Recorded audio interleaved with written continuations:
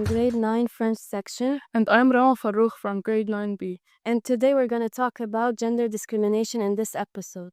So, what is gender discrimination? Gender discrimination is an unfair treatment based on someone's gender.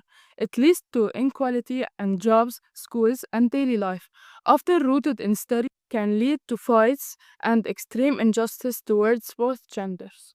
Okay, so Rama, how can individuals help change the conversation around gender equality in their everyday lives? In my opinion, gender discrimination shouldn't be a topic to create a conversation. But even if it was brought up, the topic should be either changed or be discussed. With giving reasonable suggestions and advices, this could help people consider supporting gender equalities. In your opinion, do you think people are intentionally being gender discriminatory, or does it come out spontaneously?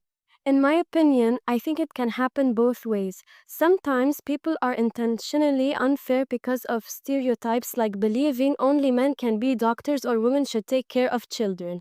Other times it happens without meaning to, because people grow up with certain expectations about gender. For example, a teacher might unknowingly call on boys more than girls. It's important to be aware of both and make sure we treat everyone equally, even if it's not on purpose. That's great. Okay, so next question. What are some examples of how gender discrimination can affect people's mental health and well-being? Gender discrimination has a huge effect on any person's mental health, especially teenagers. For teenagers are going through a phase which every word and action matter. Gender discrimination could make them feel that they're not enough or it's their fault if any comment was subjected towards them. This could lead to anger issues, depression, overthinking, etc. What do you think some people believe certain jobs are only for men or only for women?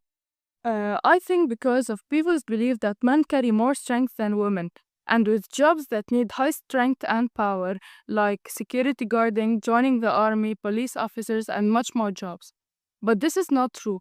For Milanka Savic from Serbia, a woman who joined the army disguised as a man, fought in the WWI in 1912, and became the most decorated female in soldier history, and her story is still remembered to this day. Yes. Off topic. But do you think men around the world may experience gender discrimination, or is it just exposed to women?